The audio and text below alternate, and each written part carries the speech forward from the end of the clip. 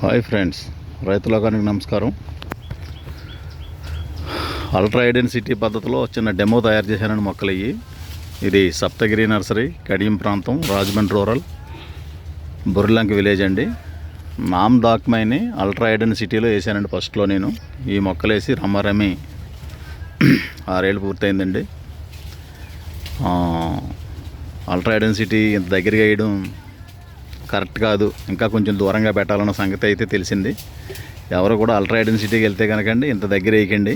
నేను 6 ఫీట్లకు మొక్క వేసానండి. చూడండి, ఇగో చెట్టుకి గ్యాప్ వచ్చి 6 ఫీట్లు పెట్టేసానండి. ఇది 2 మీటర్ల గ్యాప్. అలా కాకుండా మినిమం 10 నుంచి 12 ఫీట్లు, 10 అన్నా పెట్టండి, 12 అన్నా పెట్టుకోండి.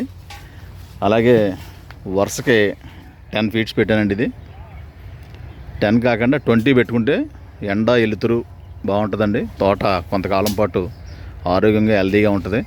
కాబట్టి ఈ చెట్టు నుంచి ఈ చెట్టుకి అంటే ఒక లైన్ నుంచి లైన్కి అండి, ఒక లైన్ నుంచి లైన్కి 20 ఫీట్లు, ఒక చెట్టు నుంచి చెట్టుకి 12 లేదా 10 ఫీట్లు అంత గ్యాప్ పెట్టుకుంటే అండి చెట్టుకి ఎండ ఎలుతురు బాగుంటుంది. ఇప్పుడు దాదాపు ఒక 8 ఫీట్ల వరకు పెరిగినాయండి. 8-10 ఫీట్లు వచ్చేస్తాయి చెట్లు.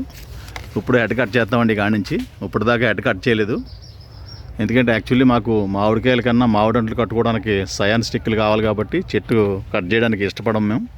మాకైతే కాయలతో పని లేదు, ఓన్లీ అంట్లు కట్టుకునే వాళ్ళం. కాబట్టి ఎవరన్నా కొత్తగా మామిడి తోటలు వేయాలనుకునే వాళ్ళు, ఐడెన్సిటీ వేయాలనుకునే వాళ్ళకి చెట్టుకి 10 ఫీట్లు తగ్గకుండా పెట్టుకోండి. వరుసకే 20 ఫీట్లు పెట్టుకోండి. ఒక లైన్ నుంచి లైన్కి మధ్యలో ఖాళీ 20 ఫీట్లు ఉండాలి.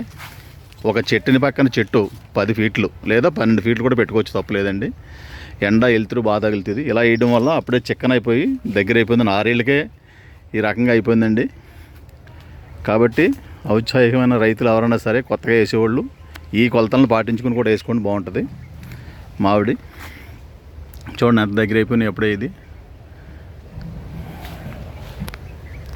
నమస్తే అండి, నేను మీ కుప్పాల దుర్గారావు, సప్తగిరి నర్సరీ, కడియం ప్రాంతం, రాజమండ్రి రూరల్, బుర్లంక విలేజ్ అండి.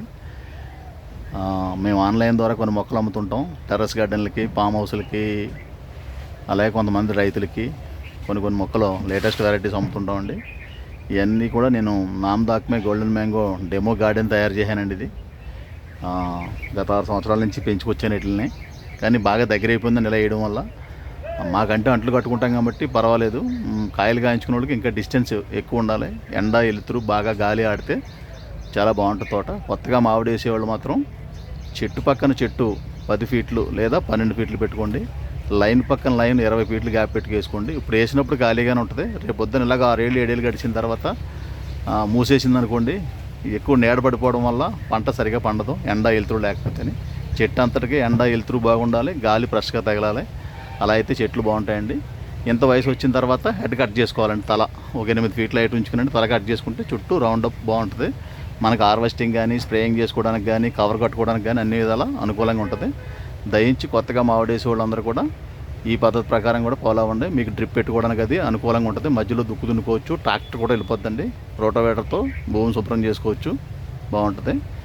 ఈ పద్ధతిని అవలంబించారని చెప్పి నాకు తెలిసిన అంత మేరకు ఒక సలహా. మీకు నచ్చితే తీసుకోండి, నచ్చకపోతే నో ప్రాబ్లం. మీ కుప్పాల దుర్గారావు, సప్తగిరి నర్సరీ.